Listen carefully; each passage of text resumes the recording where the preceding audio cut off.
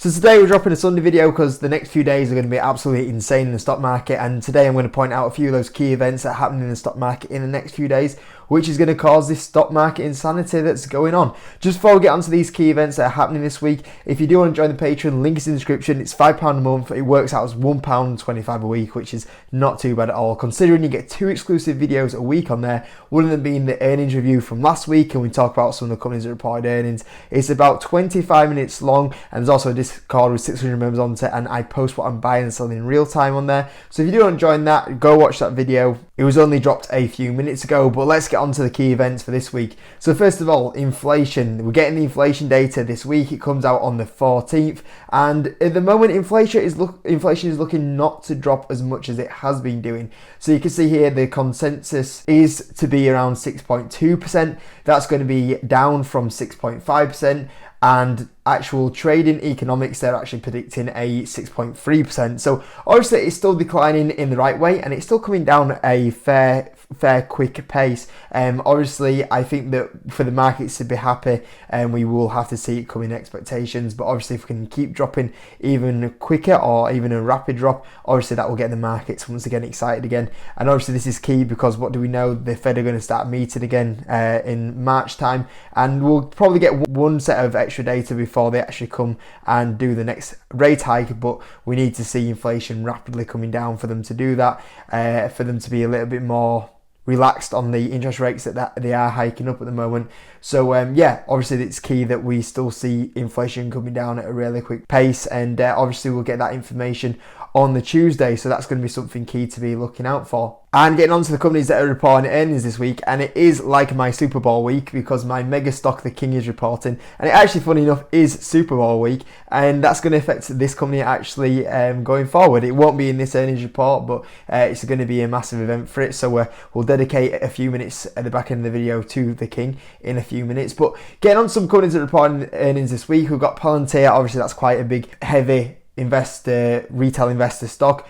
My thoughts with Palantir has always been that the valuation has just been absolutely insane on the business. I think like you look at the company and it's actually quite an interesting business, but the valuation has just been absolutely nuts on that. So I'll definitely be checking their earnings out, but I think that it needs to come dramatically down in value for me to buy. I think probably the $5 mark would be around it, which it isn't too far off, to be fair. So yeah, we'll see what happens there. SolarEdge, Arista Networks are reporting. Tuesday you've got the likes of Coca-Cola, you've got Airbnb reporting earnings, which is one that I'm actually quite interested in. It looks like a very interesting company. It looks like it's been getting a bit of a moat now, that people go, oh, we'll Airbnb it, we'll kind of, if we're going away on holiday, you're automatically thinking Airbnbs.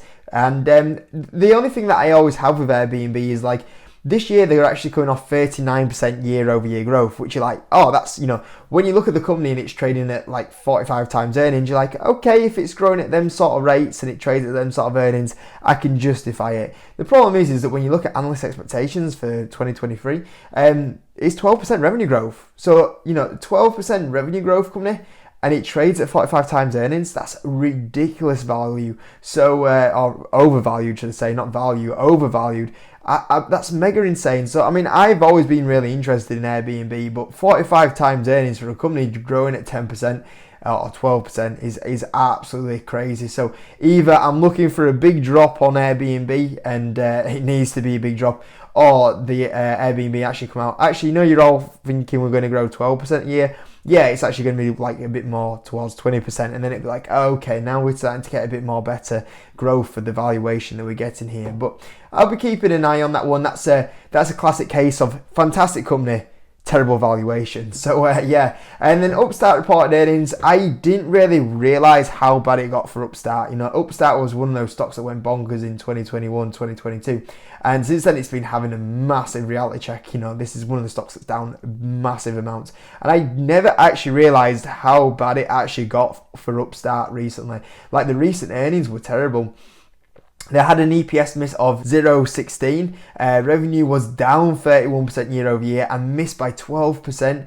that is massive, massive misses. And you look at the financial deterioration on this business. I mean, look at the losses and the revenue decline that's here, and it looks like it could be even a tough year this year as well. And even in 2024, it still might be a point of view where they finally start recovering in 2024. So I never realised that's how bad it got for Upstart. So I'll keep it on a watch list, and I'll see if they do start improving the financials. But wow, I can't believe that this was one of the gems of the stock market only a year ago, 2 years ago, and you look how much that stock's been devastated at the moment. TripAdvisor reporting, and then we move on to the Wednesday. Roblox, Trade Desk. Roblox was a stock that was really loved only a year or two ago, and you look at that one now, that's really beating down. Roku's another one. Shopify is a stock that has had a bit of a tough time recently, but it's one that I own. I'm a big fan of Shopify. It's now back down at the levels it was in 2020, and since that time frame, I think like the revenue has over doubled in that time frame.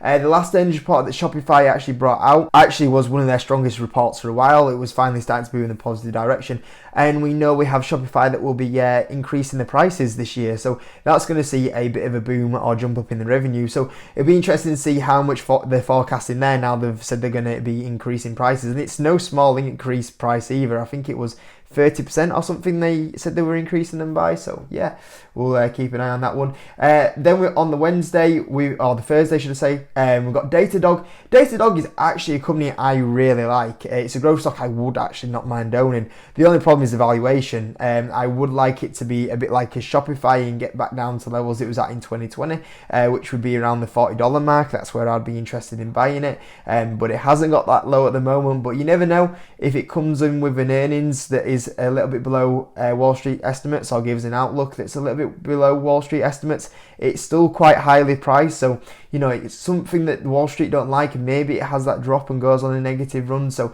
I'll be keeping an eye on that one, because I don't mind it. It's just the valuation is very, very high.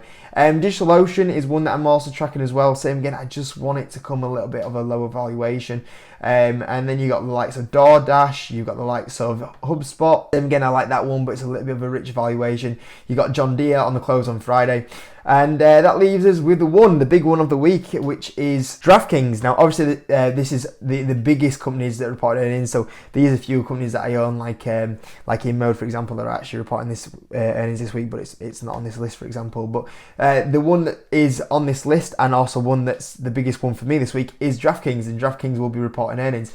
Now, I don't know why this is, but for some reason, DraftKings has historically always reported earnings on Friday morning and done the conference call on Friday morning. For some reason, this time round, they are reporting on the Thursday after the close, but then they are doing the conference call on the Friday, which is really strange. I'm not 100% sure why that's going on, but that's something that I noticed, which was a bit strange to see. So we'll see what happens there. Obviously, as well, the big thing for DraftKings is their major event is happening this week, which is Super Bowl.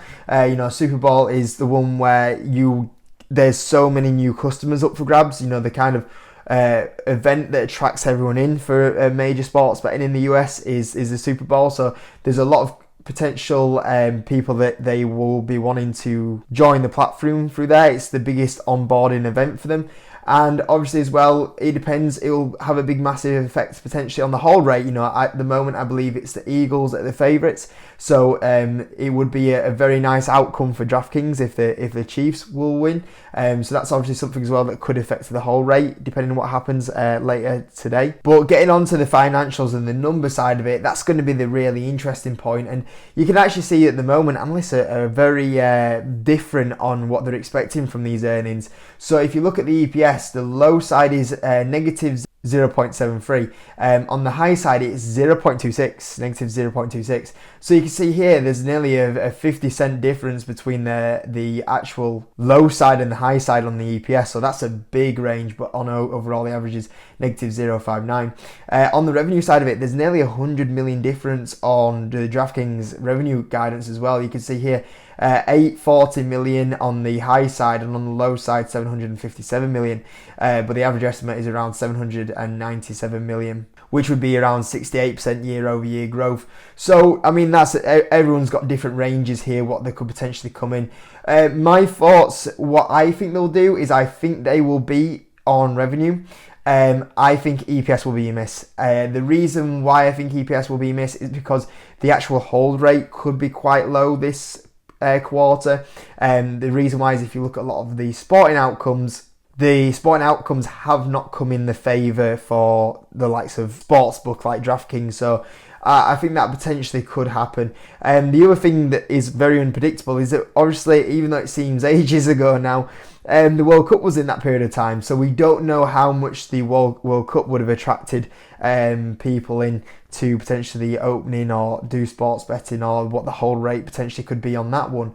So yeah, that's the unknowns here. So this is normally I've roughly always guessed DraftKings earnings pretty well, but this and it's clear, like analysts as well, there's a lot of unknowns in this earnings, so it could be a really big surprise.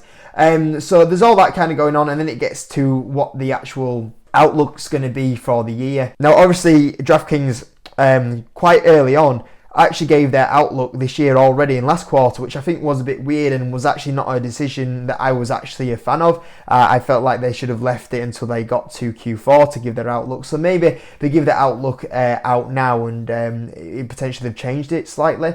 Obviously, judging by the last earnings, I believe last earnings was when actually the stock dropped quite a fair bit amount, even though the earnings were actually really good. So the big thing that, and I think I said this last time, overall, funny enough, even though this is a growth stock, it's a stock that doesn't get judged on growth, which is really weird. It always gets judged off profitability. So funny enough that potentially the revenue could, obviously the revenue has to come in strong, but it doesn't matter if it does come in very, very strong. It just needs to come in line with expectations or above expectations. And after that, the big thing that it'll get judged on is actually profitability. So more than anything, a lot of analysts will just stare at profitability and see what DraftKings comes in on a profitability point of view and what guidance they give on the profit. And that's funny enough, even though it's a bit stupid for a growth stock. And that's what they'll judge it massively on. So it depends really. And I think maybe that's why, I mean, this is just me guessing, but maybe this is why they've split the conference call off this time round, is because they want to see the reaction off the numbers, and then potentially what tone the market gives them on the conference call. They later go on and say like, they start saying, dropping the, them big buzzwords at the moment, like efficiencies, profitabilities, cost cutting, and maybe that, helps calm the market down. I don't know if that was what the kind of Jason Robbins' plan was here with splitting them up, but yeah, overall, yeah, that's my thoughts. It's going to be a massive unknown this time. One of the hardest quarters that I have seen to predict from DraftKings, because you've got the big factor of the World Cup come in, and that's the massive unknown that's going to be generated here. If it wasn't for the World Cup, I would say that would be my prediction. Revenue strong, EPS below estimates, but the World Cup might change that up. The World Cup might have been weaker than what they thought. It might have been stronger. It might have helped the hold rate. It might have not helped the hold rate. So we generally don't really know with this quarter, which is the unknown thing. And obviously, probably by the time we get around to Monday as well, the stock will probably be moving a little bit when we get the data off the Super Bowl, and if the Super Bowl's been strong for a lot of the sports betting companies as well. So yeah, obviously that's a big one on the Thursday/Friday. It's like normally it's a one big event of the quarter, and now because it having reporting its numbers on Thursday and then the earnings call on Friday, it's like two big days that I'm going to have every quarter. So yeah, we'll see what happens there anyway. So anyway, I hope you enjoyed the video, guys, and let's see what happens next week. And if you do want a free share worth up to £100, make sure you join Trading 2 and 2 with a link in the description. But apart from that, I'll catch you all in a bit.